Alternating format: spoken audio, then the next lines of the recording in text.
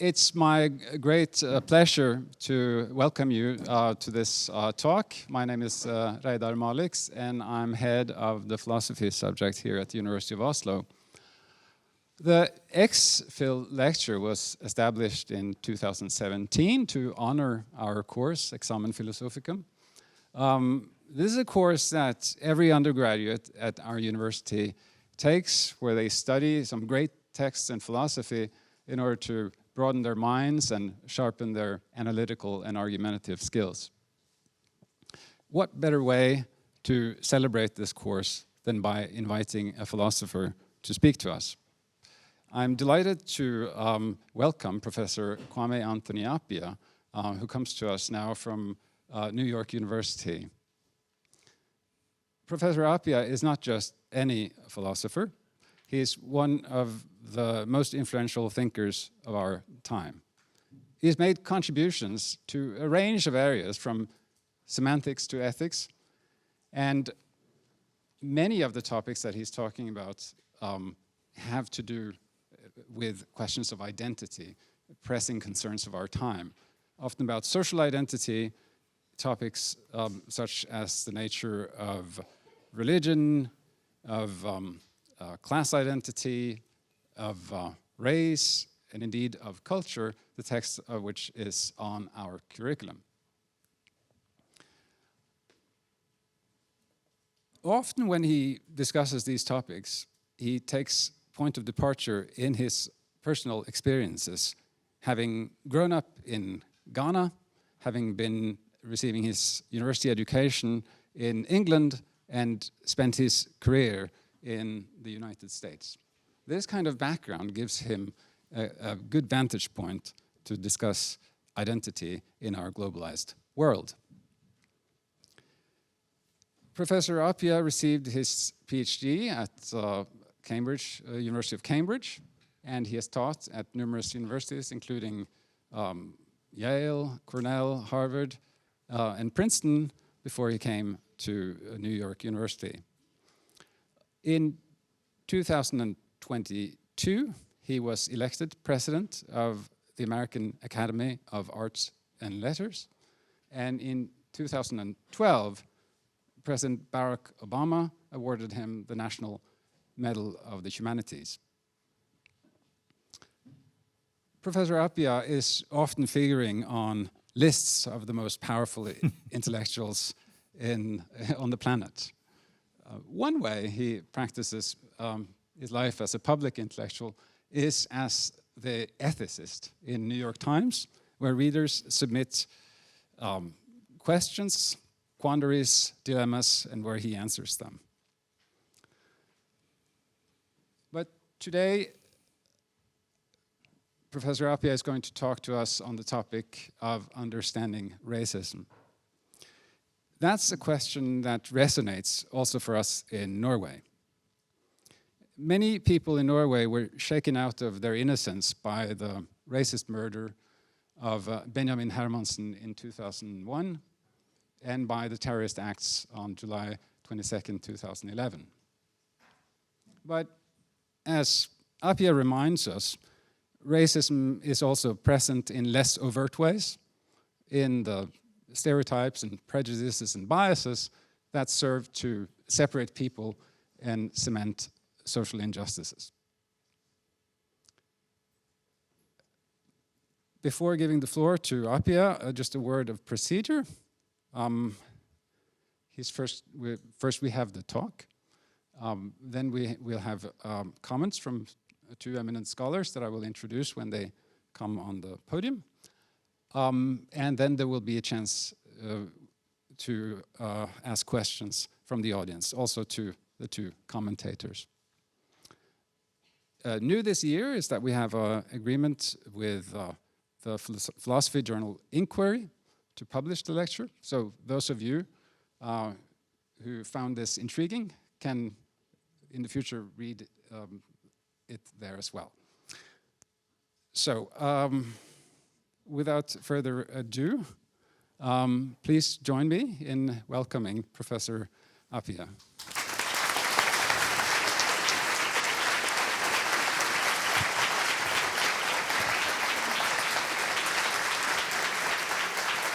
Thank you.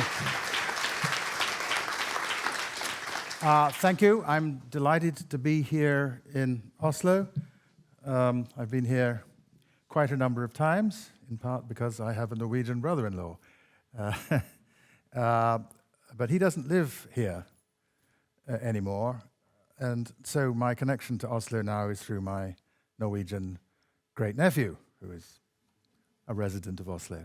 All right, so it was easy to get me to come because I get to. So why was the murder of George Floyd in May 2020 in Minneapolis, Minnesota, such a galvanizing event? It wasn't, after all, unusual that a black man was killed by an individual American police officer. That happens several times a week. At current rates, 1 in 1,000 African-American men will die at the hands of the police. Nor was it that a human being was killed by an American police officer. That happens 2 or 3 times on an average day, usually with a gun. What struck me most about these events was that the killer could see that he was being recorded. He was looking at the camera. And so it seemed to me that was part of why he was doing what he was doing. He was sending a message of defiance.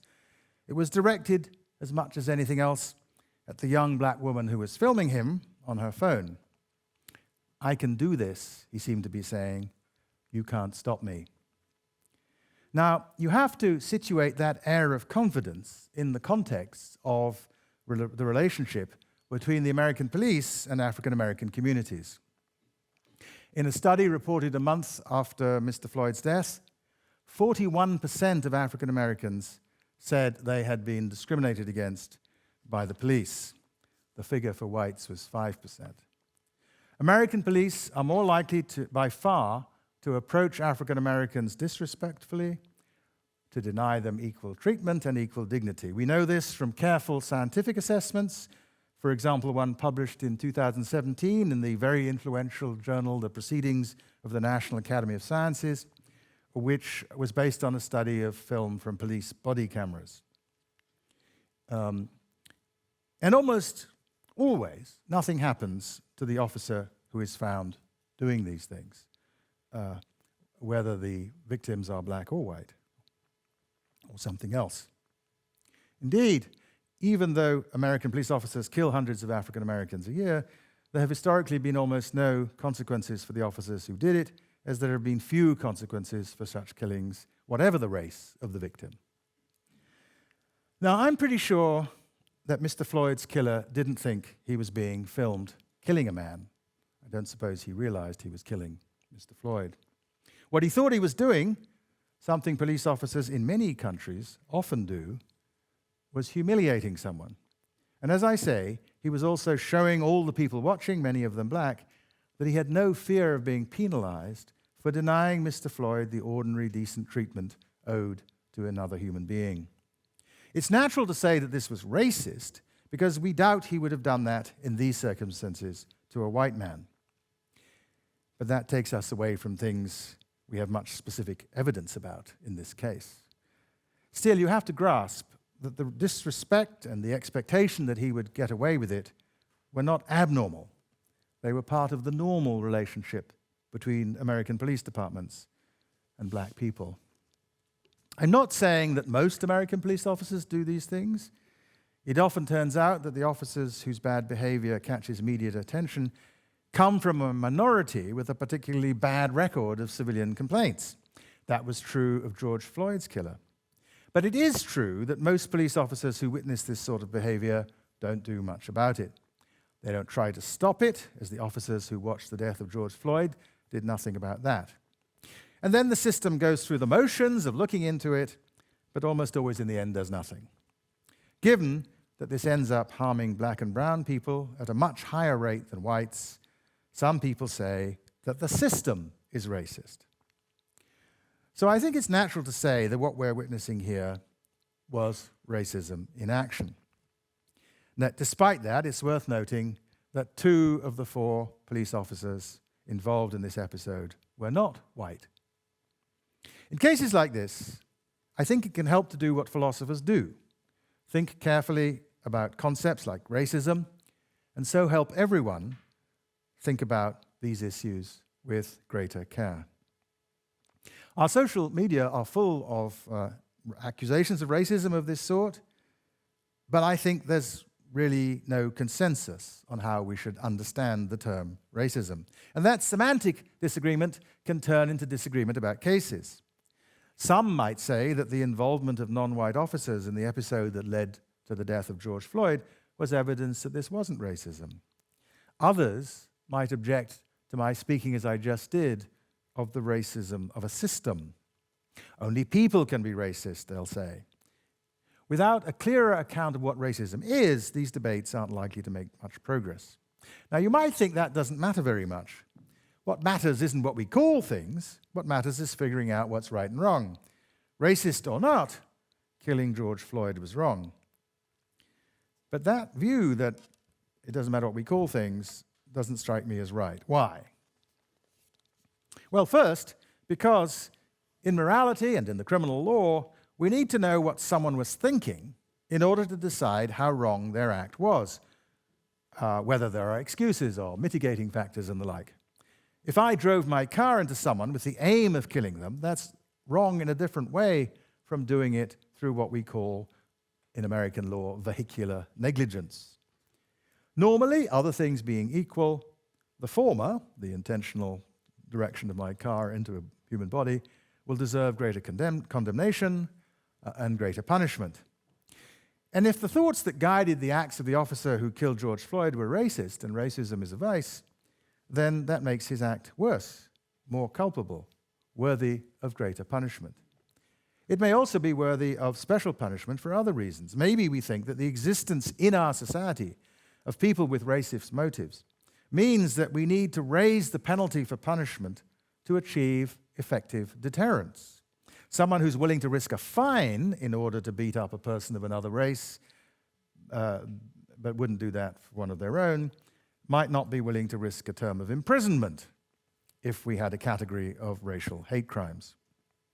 But second, it may be that a deeper understanding of racism will allow us to identify more clearly what's wrong with it, and that might help us identify what we need to do to eradicate it. Without a clear picture of the wrong in racism, we may not put the proper focus in our attempts to put it right. There's a third reason that we might want to have an account of what racism is. Without that account, we may not be able to distinguish it from other things. And some of those things, unlike racism, may not be wrong at all. I think, for example, that some forms of what's called affirmative action, granting special consideration in employment to people of historically disadvantaged groups, I think some such forms of affirmative action are worthy attempts to respond to injustice. But if you have the wrong understanding of racism, you may think that that can't be so because you think racism is just treating people of different races differently. And so affirmative action would be racist and wrong. Finally, as we'll see, at least when it comes to dealing with the racism not of systems but of individuals, it's helpful to disentangle different ways in which people's behavior can be shaped by racial attitudes and beliefs. Some of these attitudes may be mistaken, but not immoral. And that's important because one thing that almost everyone agrees about, not everyone, but almost everyone, and it's implicit in everything that I've been saying, is that racism, whatever it is wrong. And racists are wrongdoers. But people can be mistaken without being bad.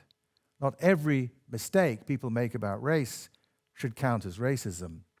And people shouldn't be morally blamed for being racist unless their racial attitudes involve some kind of specifically moral mistake. Okay, so how should we begin to sort out the issues? The object isn't to track how ordinarily people use some word. The idea instead is to give an illuminating picture of an important set of connected wrongs.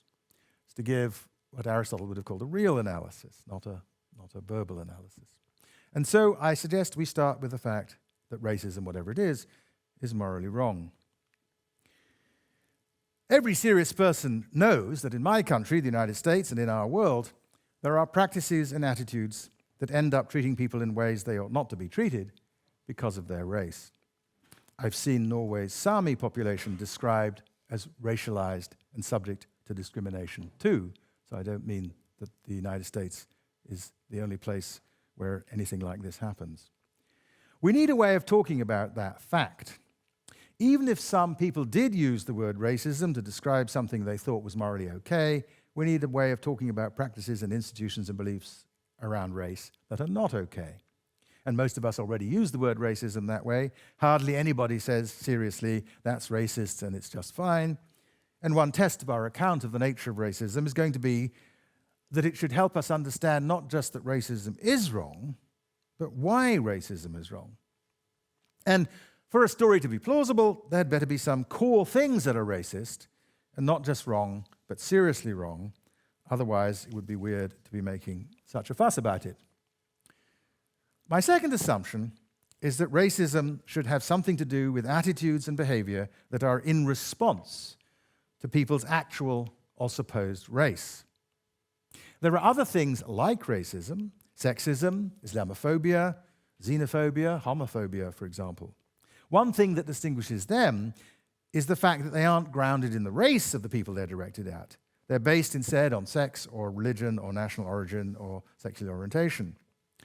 This might seem obvious, but it raises a difficulty, because it seems to follow that racism presupposes a belief in races. And many modern scientists, biologists, anthropologists, sociologists, think that belief in races that underlies most racism is itself an intellectual mistake.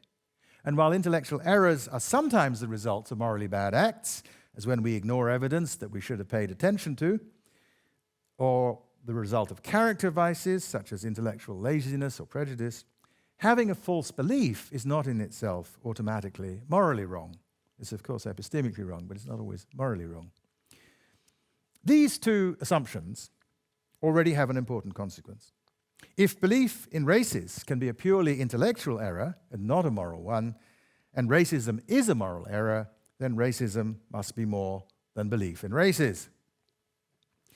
My final assumption is that the word racism should cover not just people who are racist, but systems of ideas, practices, attitudes and beliefs, as well as institutions. What the connection is between all the different elements of these systems is something that we'll need to explore, but after thinking about these issues for many years, I'm convinced that there's a good reason why we use the word racist to talk about so many different things. The test of the approach here will be whether an account that covers all of them seems both plausible and illuminating and explains why it applies to so many things. With these constraints in mind, I want to begin to tell you my story of what racism is and of why it is wrong. Most people don't know that the word racism came into common use in European languages in the 1930s to refer to the ideas of European fascist political parties. One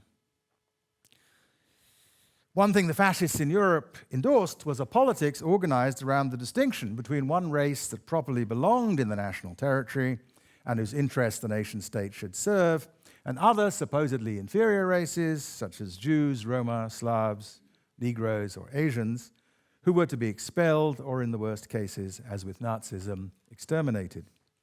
But the identification of the nation with a group of people with a common ancestry and inherited biological character was something that had occurred increasingly over the course of the 19th century, as the new science of biology was growing in prestige.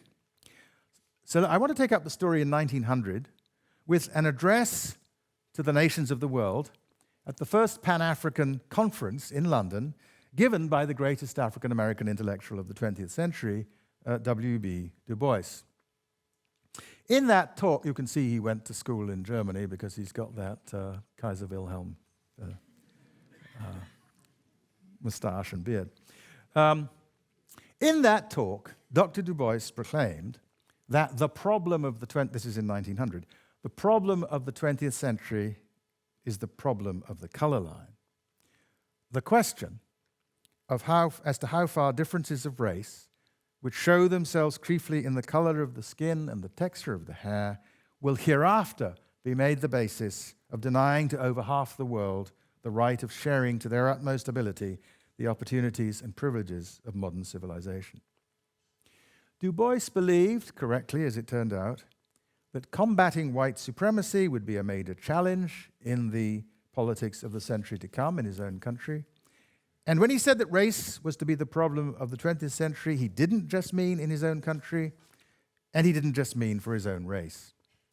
He saw the color line as a battle on two fronts, challenging the mistreatment of non-white people in Europe and the Americas on the one hand, and defeating Europe's racialized colonial empires on the other. That's why he was talking, as he said, about over half the world.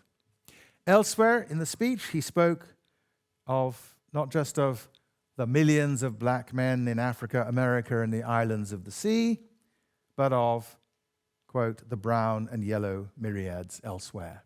So, Dr. Du Bois in 1900 had very much in mind the ways in which race figured in the European colonial schemes that were reshaping Africa and Asia, as well as its role in the American social injustices that he had experienced at first hand. Civic and economic inequality between races and ethnicities produced by government policy, by private discrimination, and by the complex interactions between those two were pervasive features of states at the start of the 20th century. And they remained so long after the first Pan-African Conference was a distant memory. All around the world, people know of the struggle of African Americans and of South Africans' non-white population for racial equality. But political struggles over racial inequality have been central in the politics of Australia, New Zealand, and most of the other countries of the Americas apart from the United States. Whether the racial groups seeking justice were First Peoples, or the descendants of African slaves, or South or East Asian indentured laborers, this too was part of what Du Bois had in mind.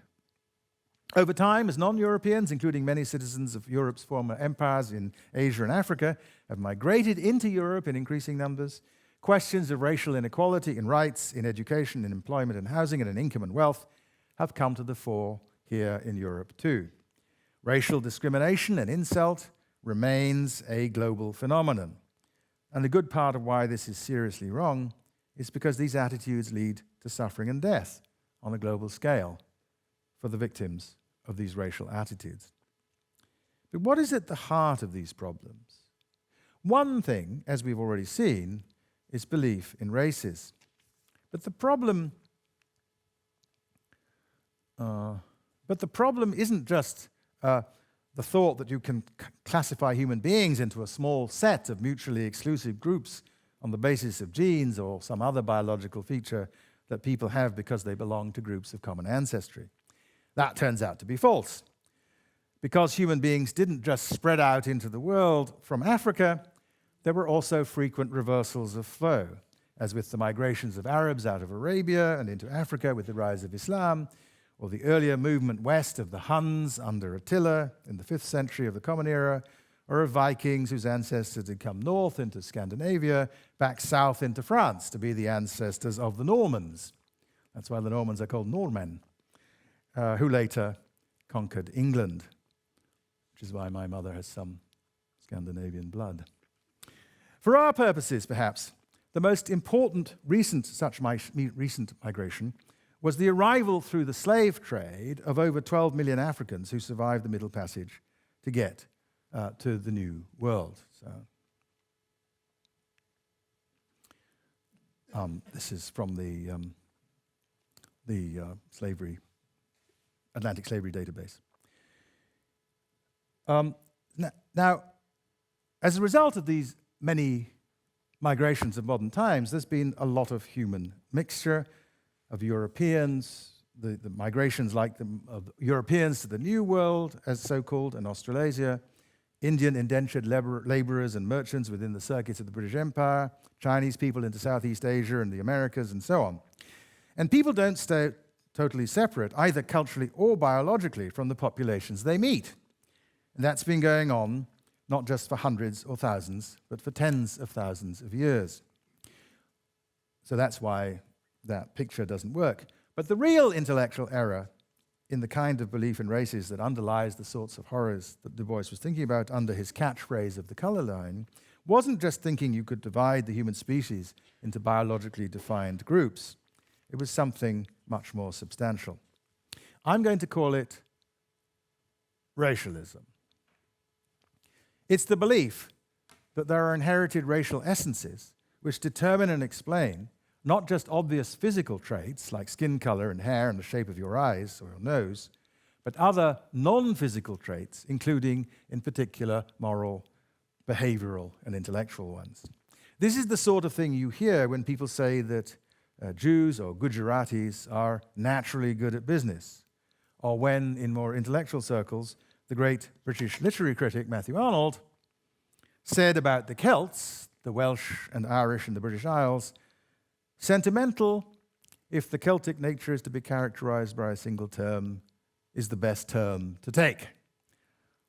He was discussing Welsh poetry, which he thought was sentimental because the Welsh race was sentimental.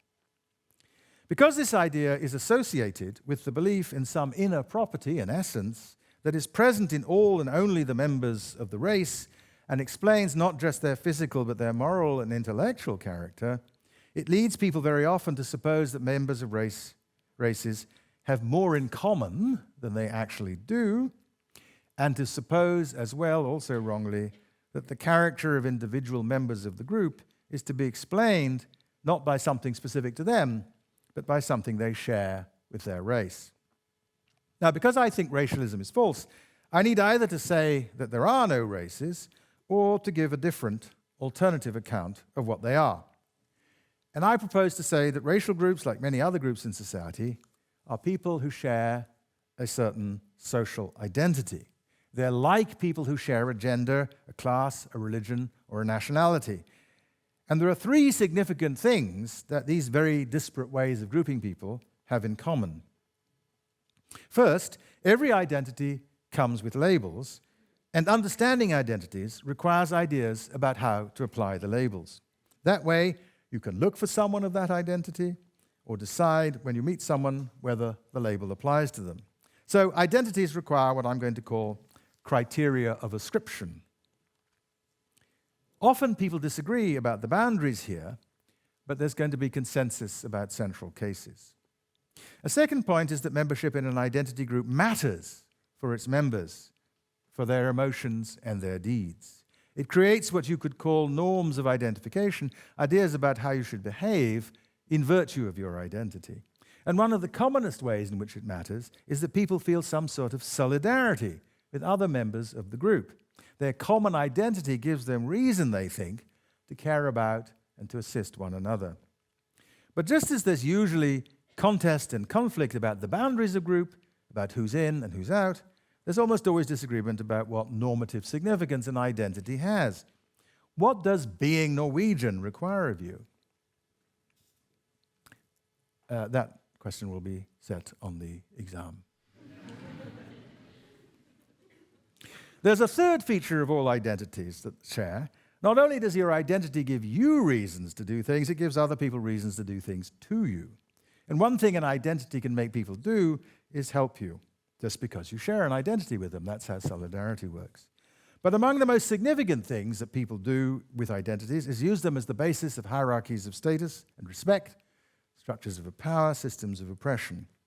In many places in the world, one racial or ethnic group regards its members as superior to others and assumes the right to better treatment. So, in sum, identities come with labels and ideas about why and to whom they should be applied. Your identity shapes your thoughts about how you should behave and affects the way other people treat you. And all these dimensions of identity are contested. Because of these disputes, it can be unclear whether someone has a certain identity. But any identity whose criteria of ascription are based on properties thought to derive by biological inheritance from ancestors in some specific region of the world is, I'm going to say, a racialized identity. So a racialized identity is one whose criteria of ascription presuppose that the members of the group have something in common because they have inherited something in common from their ancestors in some specific region of the world. So, is President Barack Obama, who though born in the United States, had a Kenyan father and a white mother born in Kansas, is he really an African American? Is he black? Is he mixed race? Well, the key thing for our purposes is that if someone treats Barack Obama wrongly because they think of him as black, that will be racist, whether or not he is really black. And from now on, when I talk about someone's race, I'll mean their racial identity. So I have an alternative account of race from the racialist, and it's one that makes not the truth about ancestry, but beliefs about ancestry and what comes with it central, whether or not those beliefs are true. Now, racialism is not, as I said, in itself a moral problem. It's an intellectual mistake. It can have morally bad effects, though, because very often part of what racialists believe is that their own race is superior in some way to other races, and that people of other races are therefore less worthy. And I'm going to call that view negative racialism. So sometimes people just believe these things because they've been brought up to believe them, and once they're shown they're false, they give them up. Still, as we'll see, these negative beliefs could be the result of a wrong, even if the people who have them are not to blame. I'll get back to that point later.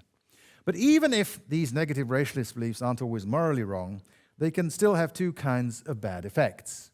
One is stereotyping, not paying attention to the individual person in front of you and assessing how you treat them on the basis of their own character and behavior.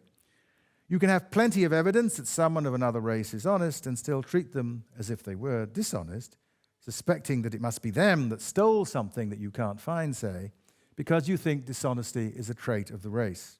That can lead to the second bad effect, treating people in ways they don't deserve to be treated, as in this case, where someone might be arrested for something they didn't do.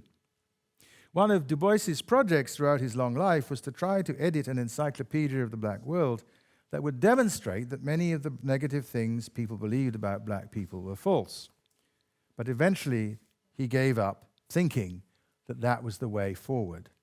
Here's one reason why. Negative racialism is often the result of something else, which I'll call intrinsic racism. This is a matter of thinking that people of some race aren't entitled to the same decent treatment due to people of your own race, simply because they are of a different race.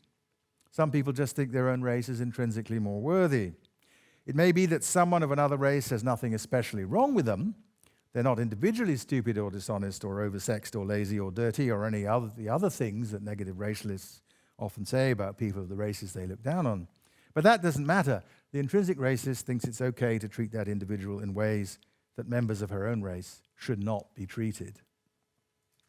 Intrinsic racism is to be distinguished from partiality to your own race.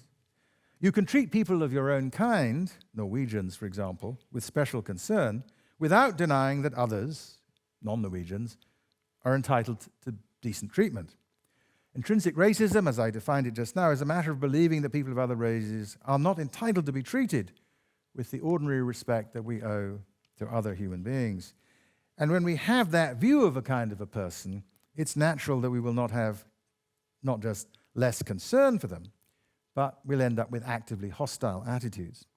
Racial hatred is one such attitude, but so is racial contempt, looking down on people of another race without hating them, which is a common form of racism. Now, once you have that attitude, an attitude like that to people of a race, negative racialism is quite likely to be part of the package of attitudes that goes with it. That's because once we have such negative attitudes to a group, attitudes like hatred and contempt, we're more likely to believe bad things about them. More than that, we'll often express negative racialist ideas about people because they provide a rationalization for our bad treatment of them. It's easier to say that blacks are lazy and stupid or Jews are scheming and clannish than to say, I don't like blacks or I don't like Jews.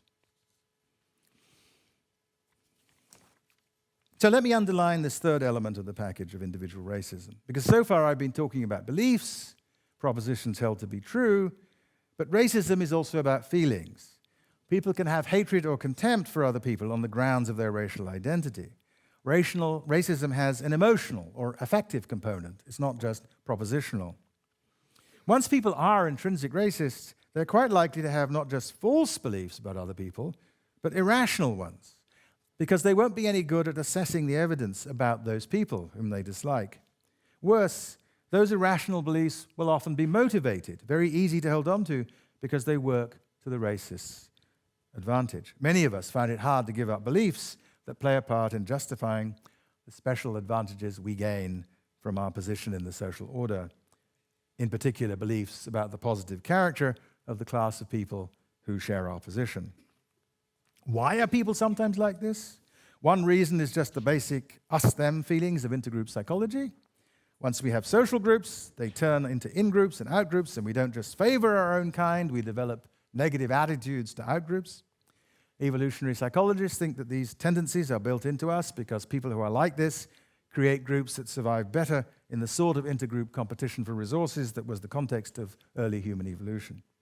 That's one reason why there are, as I said, many other things like racism, Islamophobia, and other forms of religious bigotry, for example. But I think there's a deeper explanation for why this sort of package comes together in so many societies, and it's not psychological but sociological. It's not a matter of individual thoughts and feelings, but of social structures. People who have these elements of the individual racism package will end up acting together to maintain social advantages for people of their own racial identity.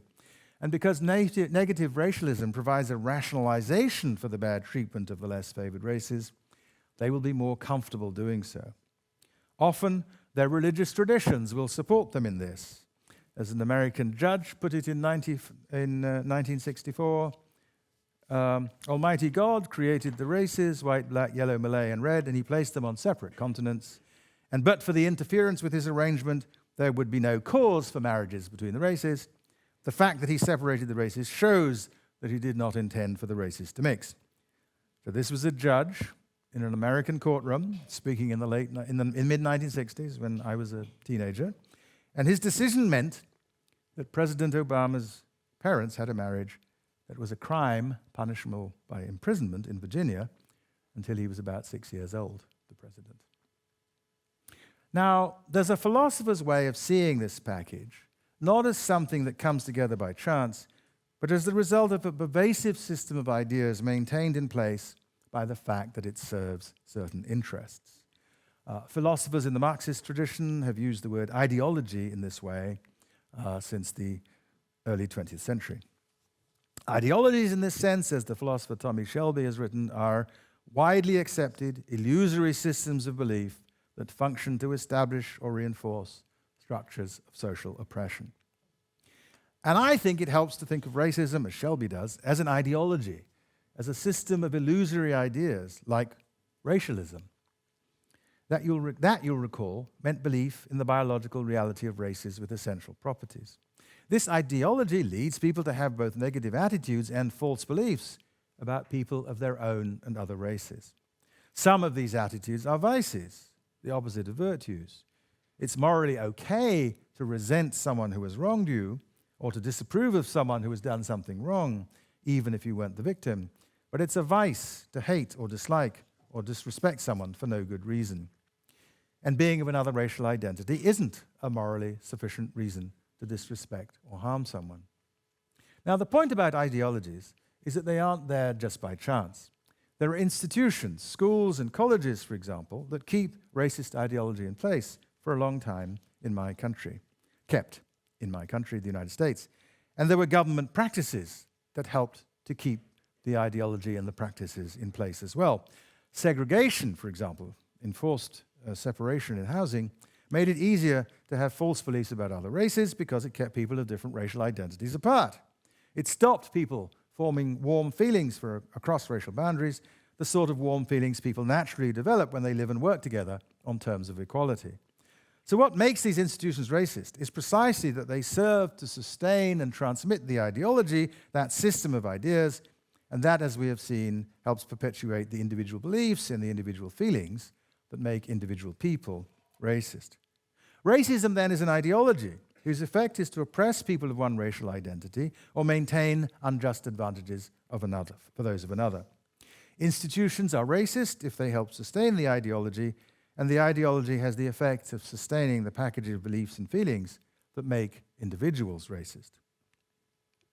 So the fundamental wrong in racism, I argue, is the oppression of racial groups, of one racial group to the advantage of another. What makes people, beliefs, feelings, institutions, and practices racist is that they contribute to that wrong.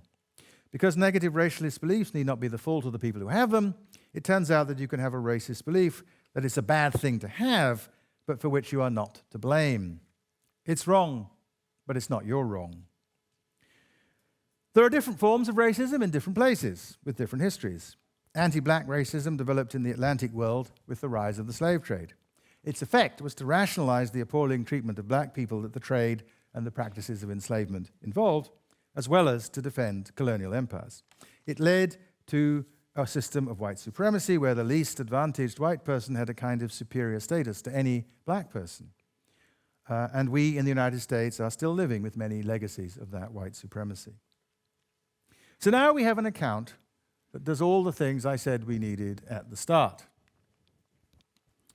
It says what racism is, and it tells us what we can do about it. It doesn't always blame individual people for contributing to racism because it sees racist attitudes as something produced by the institutions that sustain racist ideology. It tells us that racism is morally wrong and why. And it shows why it's possible not just for people, but for statements, attitudes, acts, and institutions to be racist. Because it sees racist... It explains how attitudes and behavior and institutions and practices that are in some way grounded in the racial identities of the people who are its victims can come together to wrong people by subjecting them to a system of racial oppression. As we come to a conclusion, let me quickly sketch some consequences of this story. Notice first that this means that if favoring your own race doesn't contribute to sustaining racial oppression, it won't be racist. And that is why it seems to me that racial solidarity among African Americans, given the history of white supremacy, is not a kind of racist ideology, what Jean-Paul Sartre once called an anti-racist racism, and the attitudes it produces are not, therefore, racist. This doesn't mean, of course, that those attitudes aren't sometimes wrong.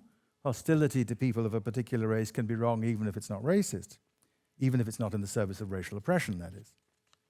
Similarly, since the fundamental wrong in racism is racial oppression, affirmative action is only going to count as racist if it contributes to racial oppression, and in present circumstances in the United States, I think that case is hard to make. But I do think that the way in which some affirmative action has actually been carried out may have contributed to the class oppression of some white people. And to the extent that that's true, it's wrong not because it's racist, but because it's classist, where classism is an ideology that functions to oppress a subordinate class, just as racism subordinates and oppresses people of a racial identity. Now, you might think that the trouble caused by this racist ideology over its long life could be made to disappear if we all stopped thinking of ourselves in racial terms altogether. It's true that black consciousness has been enlisted in the struggle against racism, but maybe it wouldn't be so obviously attractive once racism was gone. White consciousness too often operates in the service of racism. Thinking of yourself as white can make you contribute to giving unjust advantages to other white people and denying them to blacks. And it can do that through unconscious mechanisms that you yourself don't notice. And so there are good reasons for white people in the North Atlantic world to want to abandon their whiteness.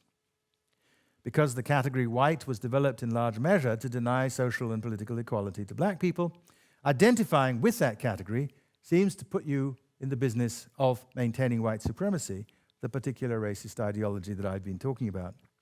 Many anti-racist people, mindful of this troubled history, have indeed called for white identity to be disowned or abolished. But alas, it's not up to us as individuals to determine the meaning of our racial identities. This is not something you could do on your own. And I think there's something to be said for white people accepting that they are white in the current system, whether they like it or not, because they can use their whiteness as an anti-racist instrument. Here's one usable kind of privilege that white people have in the United States. When, as a white person, you point to acts of anti-black racism, you're much less likely than a black person to be suspected of being hypersensitive or self-interested. So you can take the burden off black people of pointing to acts of racial injustice, a burden that comes from the fact that their motives are going to be suspect in a way that yours won't be if you're white. Once we see what racism is, we can be clear that we want to bring it to an end. Given its pervasiveness, that is going to take time. But at least once we're clearer about what it is, we can see how to set about the task. Whatever our racial identities, in a concerted program to dismantle the racism that has so poisoned the life of the modern world. And if we want to say what it is we are dismantling, if somebody says, what are you trying to dismantle? We can say, well, we're dismantling a racist ideology that serves to oppress people of non-white identities and does so in part by creating people who are individually racist.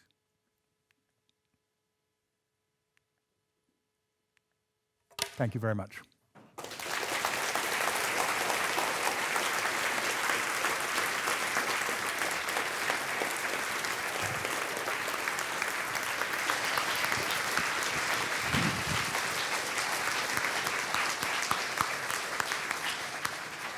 Thank you very much. I now call upon our first commentator, that's Professor Anna Smidor, who teaches at this university. She specializes in ethics, doing research on topics such as medicine, innovation, and the life sciences. So please.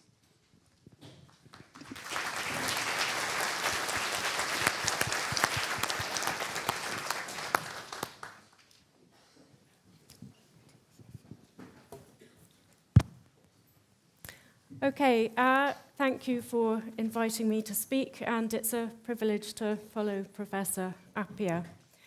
In my comments, I want to focus on the relationships between facts and ideologies. So Professor Appiah suggests that some people are racist because they're motivated by strong ideological convictions. And even when they're presented with evidence that contradicts those beliefs, they won't change their ideological commitments. Other people are racist simply because they hold false beliefs, and those people may be persuaded by evidence that contradicts those beliefs. So I want to ask the question, are non-racists ideologists? Let's turn this around to look at people who believe in racial equality. How did they arrive at their position? And what's its relation to empirical facts or ideologies? Professor Appiah says that racism seems to presuppose a belief in races, a factual belief, but many people regard this as being an intellectual mistake. Perhaps, then, the believer in racial equality is less likely to believe in race per se. In this context, it's worth noting how race features in the medical context. It recently emerged in the US that an algorithm used to determine the severity of kidney disease gave black people a healthier score than white people would get for the same clinical data. Because of this, hundreds of black patients were not referred for transplant, where a white person with the same scores would have been. A contrasting case is one that happened here in Norway.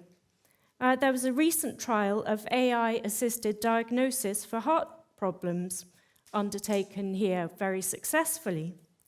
But since racial bias is a known risk in medical AI, researchers wanted to establish whether their particular use of AI was problematic in this trial.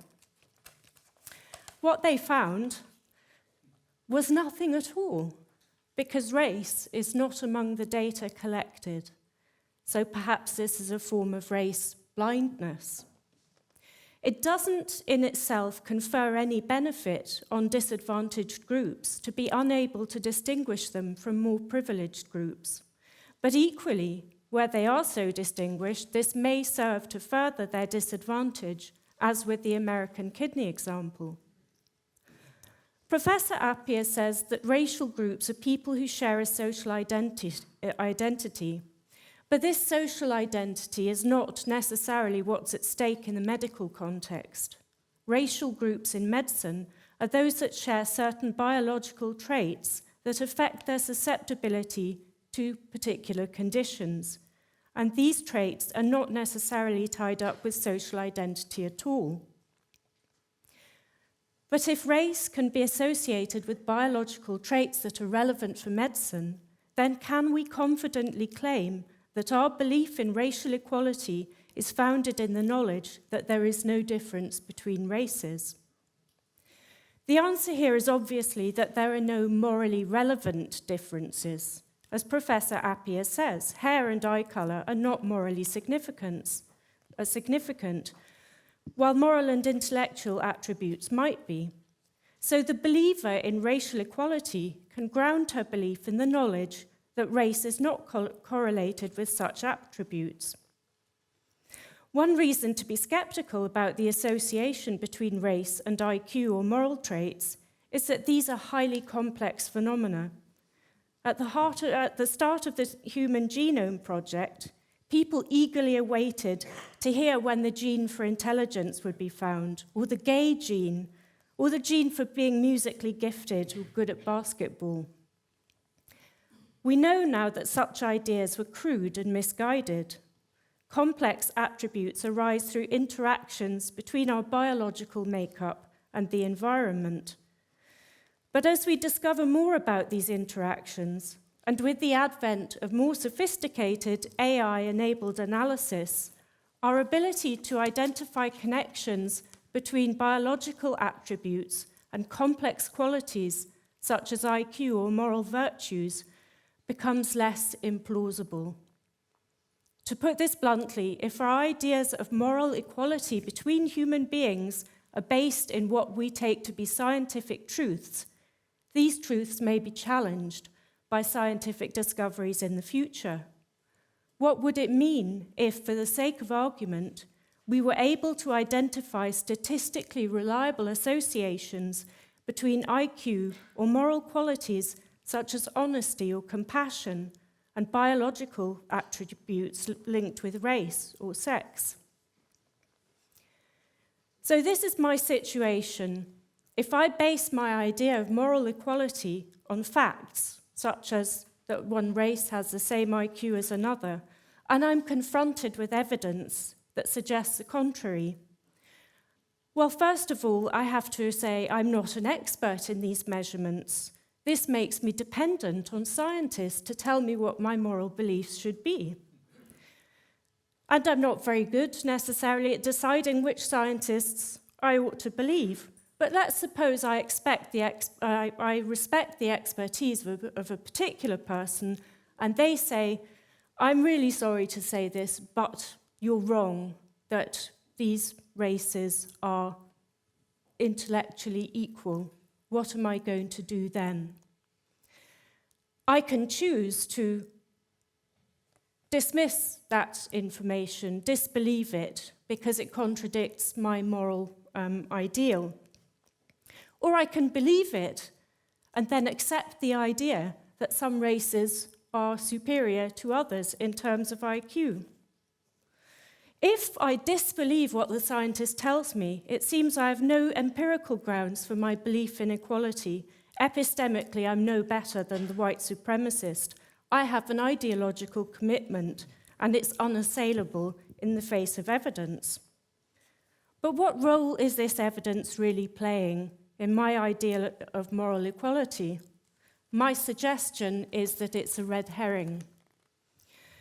As Peter Singer has said, it's risky to make factual claims the basis for how we treat people.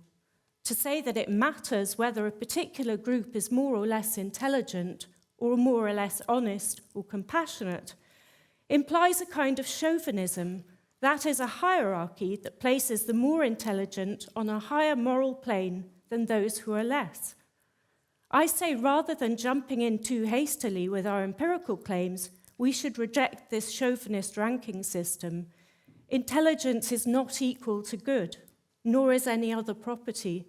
To suppose that it is the essence of the naturalistic fallacy. Being strong, clever, kind, honest are all things that can be good in their way, but which are not equivalent to being good. So if Professor Appiah is right that some racists are A, racist based on false beliefs, and B, not ideologically committed to racism, my suggestion is that we avoid the tendency to present evidence as a basis on which they should reconsider. Rather, we should acknowledge ourselves to be ideological proponents of racial equality and begin the discussion from that perspective.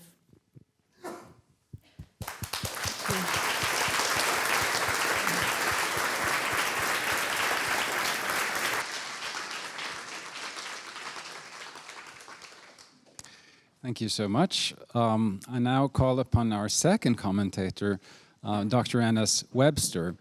Dr. Webster is an assistant professor of philosophy at Durham University, and she often takes the experiences of marginalized groups to learn lessons about concepts such as agency, autonomy, stereotyping, and shame. Please.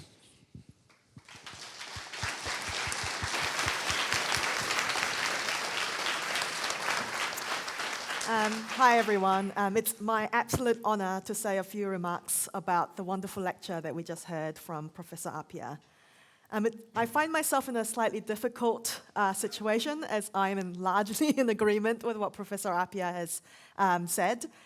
So let me play a little bit of devil's advocate and think a little bit about kind of whether or not beliefs can be moral errors, even though they are intellectual errors. So one of the things that Professor Appiah has claimed is that one desideratum for an adequate account of racism is that it has something to do with our attitudes and behavior that are in response to people's kind of actual or supposed races. But he argues that this poses a particular kind of a difficulty because belief in races is not going to be necessarily a moral mistake, right? So it's an intellectual mistake, it's false, so it's not a moral mistake. It's an intellectual mistake, but maybe it's not automatically morally wrong. Now, of course I agree that having a mistaken belief is not automatically morally wrong. Suppose I believe that it's raining outside right now because, I don't know, there are some noises in the building that kind of mimics the sound of rain falling on the windows, but it's in fact not raining. I don't seem to be doing anything morally wrong, right? Maybe it might be imprudent because, I'm furiously searching for my umbrella, or irrational because I'm having auditory hallucinations or something. And so maybe I've done something epistemically wrong, but not morally wrong. Especially and then maybe we might even think that I haven't done anything even epistemically wrong if it really does somehow, remarkably, the building and the noise does really sound like rain falling on the windows. Then maybe I even made the correct judgment on the basis of my evidence. But I kind of want to think about whether all beliefs are the same. So first, I think that there are beliefs that have moral consequences, right? So suppose I think that, think about a kind of someone who is homophobic. They might believe, or be at least guided by the belief, that homosexuality is somehow deviant. Now, I think that that's kind of someone who endorses this claim or is kind of implicitly endorses a claim and is kind of motivated by them and animated by that kind of belief, might have done something wrong, morally wrong, just by thinking that homosexuality is deviant. And I think part of what I'm kind of thinking about is whether there are different kinds of beliefs. And some beliefs are going to have kind of normative moral content, and just believing those things are going to be morally wrong. And I think the kind of thinking that homosexuality is deviant kind of gives us a kind of a good example to think about. So when you think that homosexuality is deviant, that's going to lead to a particular kind of belief or attitudes or feelings or judgments about people who are homosexual. And when you have this kind of morally loaded concept about a particular person, then I think maybe even just thinking so, even if it doesn't kind of affect your behavior, might be morally wrong because it's disrespectful. Now, that's something kind of to think about. And when you think about it, this is kind of different from the claim that some claims are morally problematic because they lead to morally bad consequences. So suppose someone believed that wearing masks during a pandemic is not necessary to prevent spread of infectious disease. Now, this belief is false, was false in the particular case that I'm obviously thinking of. And one might think that you don't do anything morally wrong unless you refuse to wear masks. Like just believing it in my own house might not be morally wrong. But I think that thinking something like homosexuality is deviant feels different to me. And so I want to kind of think about whether we can kind of get purchase by thinking about what kind of belief in races and believing in racialism might kind of actually commit us to, even if we don't think that, we don't act on it. So I think I want to think about what commitments one might have, what we have to be like in order for us to believe in racialism. And I want to kind of push on the idea that believing in racialism might in itself be morally wrong.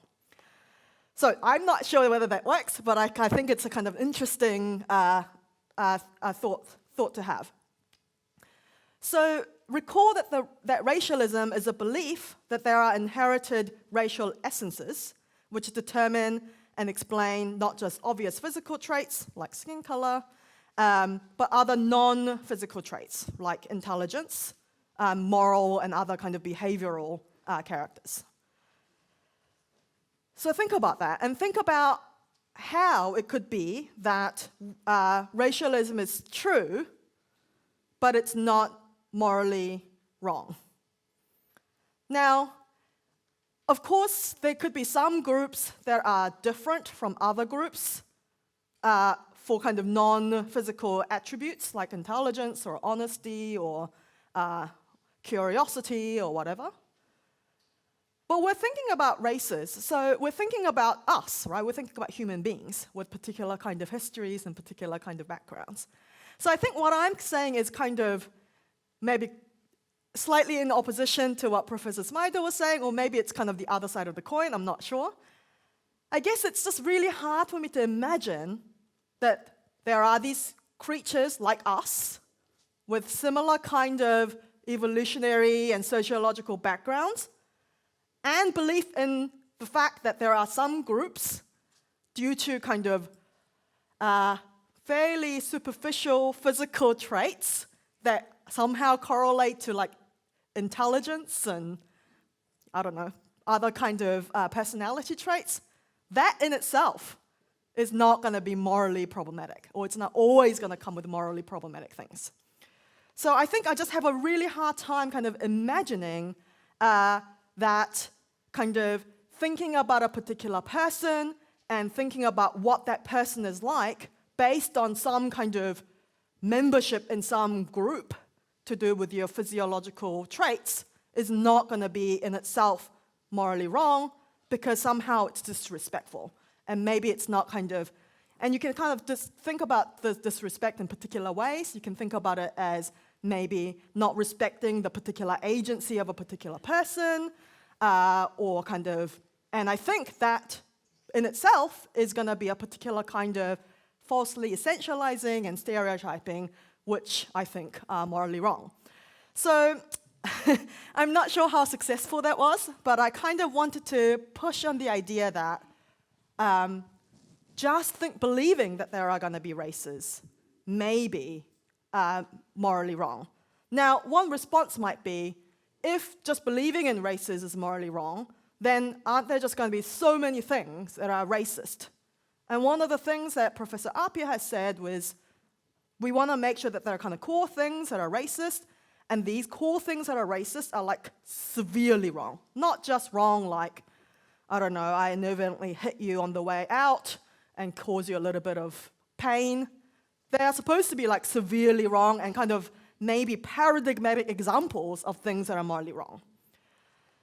But I think that thinking that there are races might lead to us thinking that some beliefs are going to be more morally disastrous than others in particular contexts, right? And I think part of what I want to say is thinking about kind of more subtler cases of racism. So some people call them microaggressions. I'm not particularly in favor of that term, but I think these kinds of cases are still going to be cases of racism.